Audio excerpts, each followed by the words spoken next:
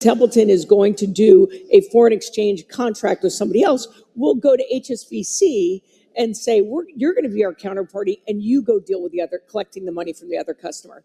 If you have what's called atomic settlement, where it settles immediately, you actually don't need that intermediary. When the people who run the system stop asking if something will happen and start quietly preparing for when it becomes unavoidable, that's where we are right now.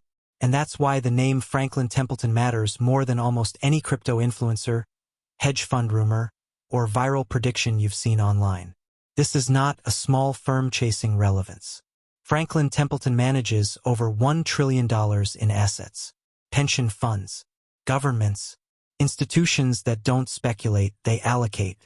And the person steering that ship is Jenny Johnson, a CEO who has been unusually direct about one thing. Tokenization is not optional.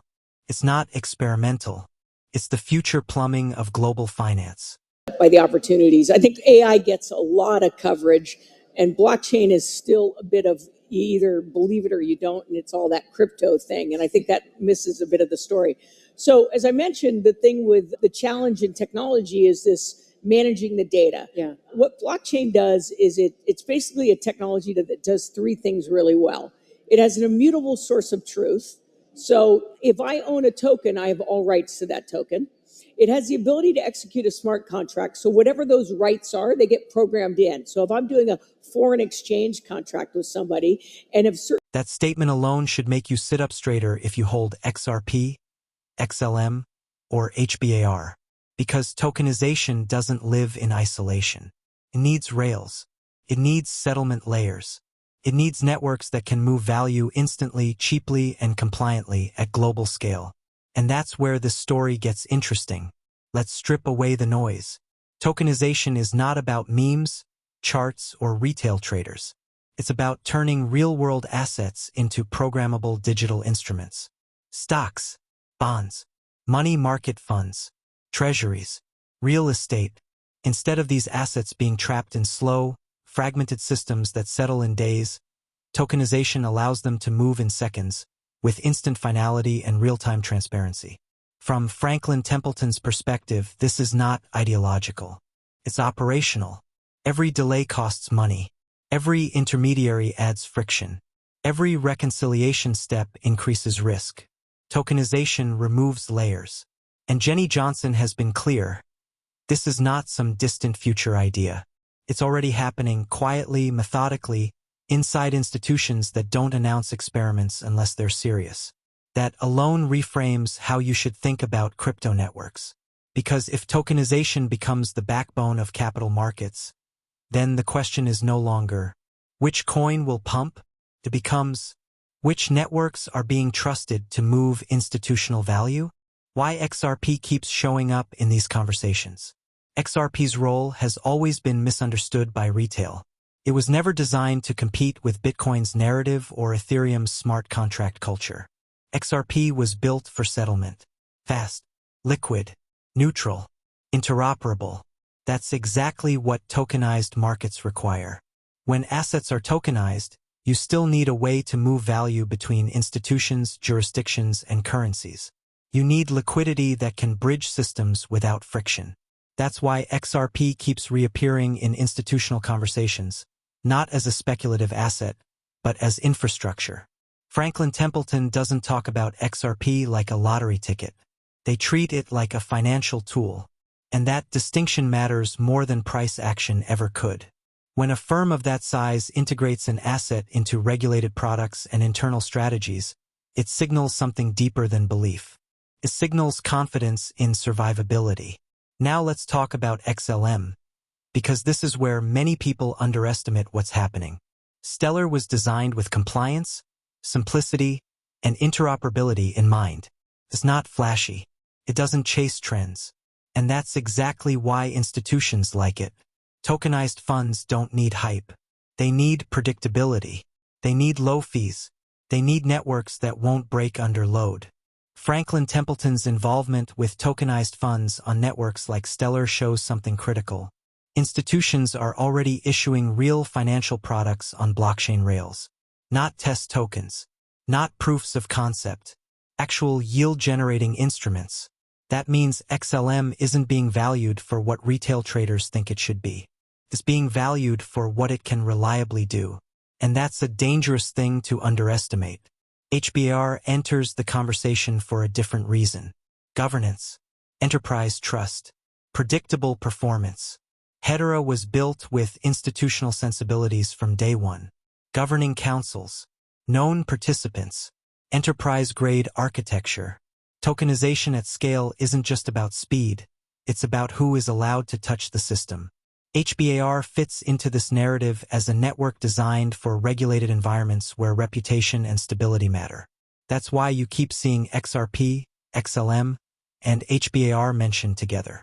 Not because they're the same, but because they solve different pieces of the same institutional puzzle. Here's the part that matters most. Franklin Templeton is not betting on one chain to rule them all. They're positioning for a multi-network future where different blockchains handle different financial functions. Settlement, issuance, liquidity, compliance. That's exactly how traditional finance already works. Different systems, different roles, interconnected. And when a trillion-dollar asset manager starts architecting around that reality, it tells you something profound. The crypto market you see today is not the crypto market institutions are building for tomorrow. They're not chasing narratives. They're laying infrastructure, slowly, quietly, deliberately, and when that infrastructure is ready, price discovery doesn't happen gradually. It happens suddenly. If you're holding XRP, XLM, or HBAR, this isn't about feeling smart early. It's about understanding what kind of asset you actually own. You don't own a meme. You don't own a promise. You own exposure to networks that are being positioned as financial utilities. Utilities don't move emotionally. They move when demand becomes structural. And Franklin Templeton, under Jenny Johnson, is one of the clearest signals we have that tokenization is moving from theory to deployment. Not someday. Now, here's where most people lose the plot. They hear tokenization and immediately imagine price candles, overnight pumps, and explosive moves that happen the moment an institution says a blockchain name out loud. That's not how this works. In fact, that misunderstanding is exactly why retail keeps getting frustrated while institutions stay calm. Tokenization does not create instant price action. It creates inevitable demand over time. And that difference changes everything. When Franklin Templeton talks about tokenization, they are not talking about a trade. They are talking about rebuilding the internal mechanics of finance. That process happens in layers. Quiet layers. Boring layers. Layers that don't show up on charts until they suddenly do. Think about what actually happens when assets are tokenized. A fund is issued on-chain. That fund needs a network that stays online. It needs predictable fees. It needs final settlement. It needs liquidity pathways. It needs interoperability with banks, custodians, and regulators. None of that works without constant usage. And constant usage is what creates value pressure. Not speculation. Not hype. Usage. This is the part most people skip because it's not exciting. But it's the most important part of the entire story. When an institution tokenizes an asset, they are not doing it once. They are building a pipeline. Issuance, redemptions, transfers, rebalancing, cross-border movement, compliance checks, reporting. All of that activity touches the underlying network again and again. That's how value accrues. Slowly at first, then all at once. Now let's bring this back to XRP. XRP's value proposition has always been misunderstood because people look at it like a store of value instead of what it actually is, a liquidity engine. In a tokenized world, liquidity becomes more important, not less. When assets move faster, liquidity must keep up. You can't have tokenized funds settling in seconds while money takes days to reposition. That mismatch breaks systems. XRP exists to solve that mismatch. Every time value needs to move between tokenized assets, currencies, or systems, liquidity is required in the middle. And liquidity that is fast, neutral, and globally accessible becomes extremely valuable. That doesn't show up as hype. It shows up as necessity. And necessity eventually shows up as price. XLM works from a different angle, but the pressure is similar. Stellar shines where simplicity and accessibility matter. Tokenization isn't just for massive hedge funds. It's also for payment rails, remittances, aid distribution, and financial inclusion products that institutions still care deeply about. When Franklin Templeton or similar firms experiment with issuing real financial instruments on networks like Stellar, they are testing reliability, not upside. They are asking one question: can this network be trusted when money is on the line? If the answer is yes, usage grows. And when usage grows, the asset underneath stops being optional. It becomes part of the cost of doing business. HBAR fits into this equation in a way that most retail investors still don't fully grasp.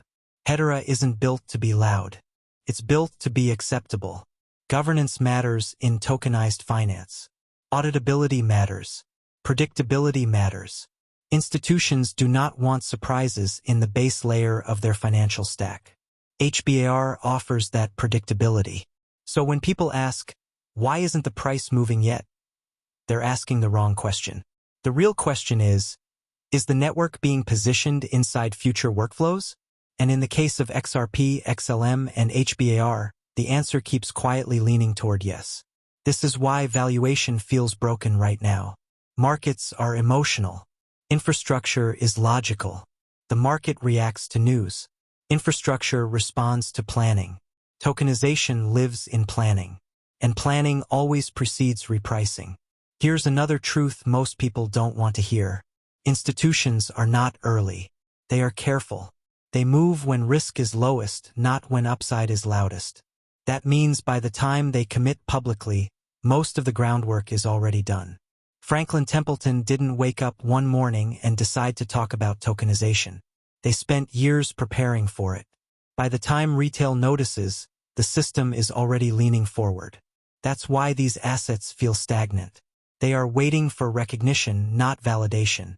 Validation already happened behind closed doors. Recognition comes later. And when it comes fast. Because once tokenized markets reach scale, liquidity demand doesn't grow linearly. It grows exponentially. More assets, more movement, more settlement, more cross-chain interaction. That's when networks stop being valued like speculative tokens and start being valued like infrastructure. You don't price infrastructure emotionally. You price it based on how much value flows through it. And that's the future pressure most people aren't modeling. Not a pump, a repricing.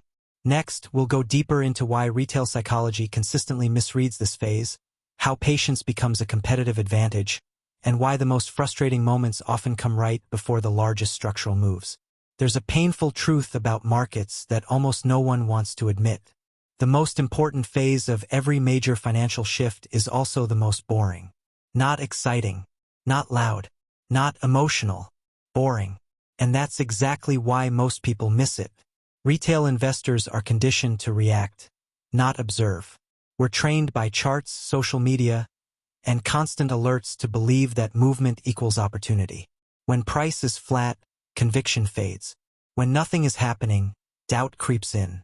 But institutions operate on a completely different wavelength.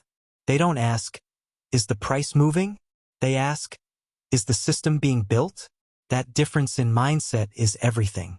Right now, XRP, XLM, and HBAR are sitting in a phase that feels uncomfortable precisely because it's invisible. There's no fireworks, no guaranteed timelines, just slow, methodical integration into systems that don't care about retail sentiment. And that creates psychological pressure. People start questioning their thesis. They start comparing charts. They start wondering if they missed something else that's pumping harder. That's not accidental. Markets are designed to test patience before they reward positioning. This phase is where weak conviction exits and strong conviction quietly compounds. Here's why retail consistently misreads it. Retail lives in cycles. Institutions live in timelines. A cycle mindset asks, what's next this month? A timeline mindset asks, where will this be in 5 years? Tokenization is not a cycle event. It's a timeline event. It doesn't care about Bitcoin dominance charts or influencer narratives. It moves forward based on regulation, infrastructure readiness, and institutional alignment. That's why the signals feel muted, because the audience isn't you. When Franklin Templeton talks about tokenization, they are not speaking to traders. They're speaking to regulators, custodians, and counterparties. The language is careful. The pace is deliberate. Retail hears that and feels underwhelmed. Institutions hear it and start allocating resources. That gap in interpretation is where opportunity lives. Another reason retail struggles here is time compression. Social media makes everything feel immediate. If something doesn't happen quickly, it feels like it's failing. But infrastructure doesn't reveal itself in weeks or months. It reveals itself when enough pieces lock into place. And those pieces don't move in public. Legal frameworks, custody agreements, internal risk approvals, technology audits, regulatory comfort. None of that trends on social platforms. But all of it matters more than price chatter. That's why the stage feels quiet. Quiet doesn't mean inactive. Quiet means deliberate. And that's the most dangerous phase to underestimate. There's also a deeper emotional trap at play. People want confirmation before commitment. They want price to move first, then they feel safe believing. Institutions do the opposite. They commit first, then wait for the system to reflect it. That's why by the time retail feels confident, most of the upside is already priced in. Confidence arrives late. Discomfort arrives early. And right now, discomfort is everywhere. Flat price action, endless debates, conflicting opinions, narratives that feel recycled. That's not a sign of failure. That's a sign of transition. XRP, XLM, and HBAR are no longer fighting for relevance. They're waiting for usage to scale. And usage scaling doesn't announce itself. It shows up as demand pressure later. This is also where patience becomes more than a virtue. It becomes an edge. Because patience filters participants. Most people cannot hold through ambiguity. They need reinforcement. They need excitement. They need reassurance. But structural shifts don't provide reassurance until they're already obvious. By the time tokenized markets are mainstream, the conversation won't be, should we use blockchain? It will be, which infrastructure do we already rely on? And that question is being answered right now in boardrooms, not comment sections. If you're still here during this phase, it means you're doing something different. You're not chasing movement. You're watching alignment. And alignment always precedes repricing. The final mistake retail makes is thinking patience means inaction. It doesn't. Patience means observation without emotional reaction. It means refining conviction instead of abandoning it. It means understanding why you hold something, not just hoping it moves. If your thesis depends on hype, it will collapse in silence. If your thesis depends on infrastructure, silence becomes confirmation. And that's where we are. Next, we'll bring everything together, what this means going forward, how to think about positioning without overexposure, and how to stay grounded while the market slowly catches up to what institutions already see. At this point, the picture should feel clearer, even if it still feels uncomfortable. That discomfort is important. It's the signal that you're early in a shift that hasn't been fully priced yet. Not early in a hype cycle, but early in a structural change. And those two things feel completely different emotionally. What Franklin Templeton, Jenny Johnson, and other institutional leaders are pointing toward is not a promise of instant gains. It's a roadmap, a slow, deliberate transition from legacy finance to tokenized finance, where value moves faster, settles cleaner, and operates with fewer intermediaries. XRP, XLM, and HBAR are not being positioned as lottery tickets in that world. They're being positioned as infrastructure components. And infrastructure is always misunderstood before it is indispensable. Think about it this way. No one celebrated the internet protocols when they were built. No one speculated wildly on the value of email servers. But everything we do today depends on them. Once they became essential, their value was no longer debated. That's the phase these networks are approaching. Not will they matter, but how much flows through them?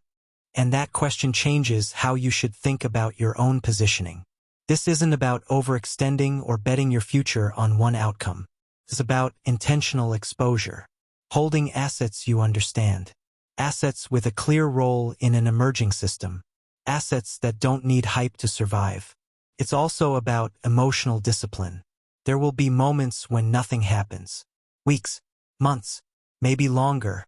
And during those moments, the market will tempt you to abandon patience for movement. To chase noise instead of structure. That's where most people lose their edge. The ones who benefit from transitions like this are not the loudest. They're the calmest. The ones who can sit with uncertainty without panic. The ones who don't confuse silence with failure. Tokenization will not announce its arrival with fireworks.